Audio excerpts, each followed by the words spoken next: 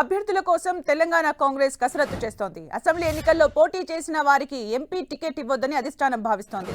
ఇతర పార్టీలు బలమైన అభ్యర్థుల్ని ఎంపిక చేయడంతో అభ్యర్థుల ఎంపికపై హస్తం నేతలు పునరాలోచనలో పడ్డారు. దీంతో జీవన్ రెడ్డి, సంపత్, మైనంపల్లికి అవకాశం లేనట్టే అని తెలుస్తోంది.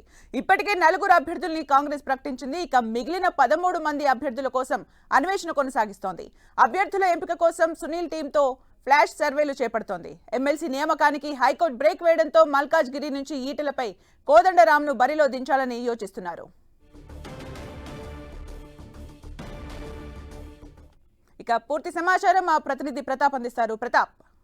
సుమిత్ర, కాంగ్రెస్ పార్టీ లోక్సభ ఎన్నికల అభ్యర్థుల విషయంలో ఆచితూచి వివరించాలని చూస్తుంది. ఒకవైపు ఇప్పటికే ఇక్కడ రాష్ట్రంలో అధికారంలో ఉన్న నేపథ్యంలో లోక్సభ ఎన్నికల విషయంలో కూడా చాలా అప్రమత్తంగా ఉండాలి, అత్యధిక స్థానాలు గెలుపొందాలని చెప్పేసి టార్గెట్ అయితే పెట్టుకున్న పరిస్థితి. ఇప్పటికే 14 సీట్లు కైవసం చేసుకోవాలని చెప్పేసి ఒక టార్గెట్ కూడా ఫిక్స్ చేసుకున్న పరిస్థితుల నేపథ్యంలో అభ్యర్థుల ఎంపిక అనేది చాలా జాగ్రత్తగా ఎంపిక చేయాలని కూడా భావిస్తుంది. ఒకవైపు ఇప్పటికే బీజేపీకి కానీ బీఆర్ఎస్కి సంబంధించిన అభ్యర్థులు కూడా కొంతమందిని ఇప్పటికే సెలెక్ట్ చేసి ప్రకటించిన నేపథ్యంలో మన కాంగ్రెస్ పార్టీ కూడా చాలా ఆచితూచి సామాజిక సమీకరణాలు బేరీజు వేసుకుని కూడా అభ్యర్థుల ఎంపిక జరగాలని చెప్పేసి భావిస్తుంది. మరోవైపు కాంగ్రెస్ పార్టీ అధిష్టానం ఒక కీలకమైన నిర్ణయం తీసుకుంది. అసెంబ్లీ ఎన్నికల్లో పోటీ చేసిన వారు మరోసారి లోక్సభకు ఎన్నికల్లో పోటీ చేయడానికి అవకాశం లేదంటూ కూడా అధిష్టానం భావిస్తున్నట్టు కూడా తెలుస్తుంది. ఎందుకంటే కొత్త వారికి అవకాశం కల్పించాలి, మళ్ళీ పదే వారికి అవకాశాలు ఇస్తే మిగతా వారికి అవకాశాలు ఎలా అని చెప్పేసి పార్టీ అధిష్టానం సూచించిన నేపథ్యంలో అసెంబ్లీ ఎన్నికల్లో ఓడిపోయిన వారు ఈసారి పార్లమెంట్ ఎన్నికల్లో పోటీ చేయాలనుకున్న ఒక 2-3 అవకాశాలు సన్నగిలినట్టు కూడా తెలుస్తుంది. ముఖ్యంగా నిజామాబాద్ నుంచి బరిలోకి దిగాలనుకున్న ఎమ్మెల్సీ జీవన్ రెడ్డి అంటే గత ఎన్నికల్లో జగిత్యాల నుంచి పోటీ చేసి ఓడిపోయినప్పటికీ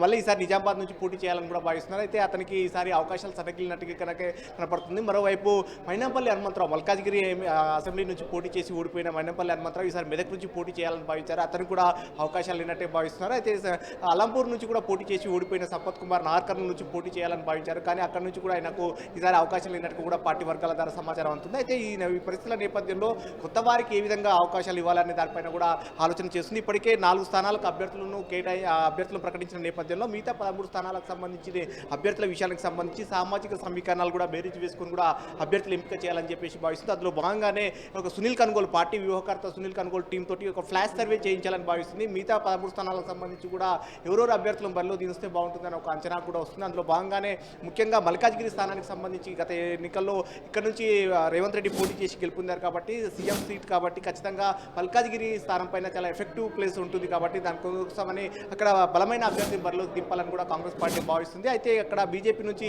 ఈటెల రాజేందర్ బరిలో నిలపడంతో కోదండరాంను బరిలో దింపితే ఎలా ఉంటుందని ఒక ఆలోచన కూడా కాంగ్రెస్ పార్టీ చేస్తుంది.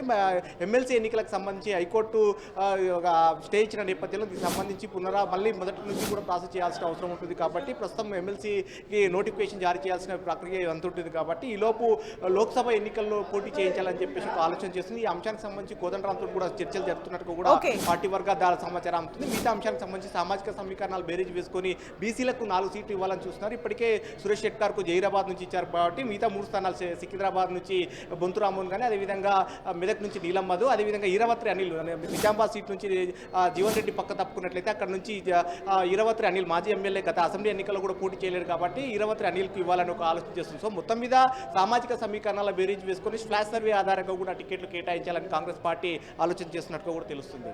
Okay Pratap, for the updates.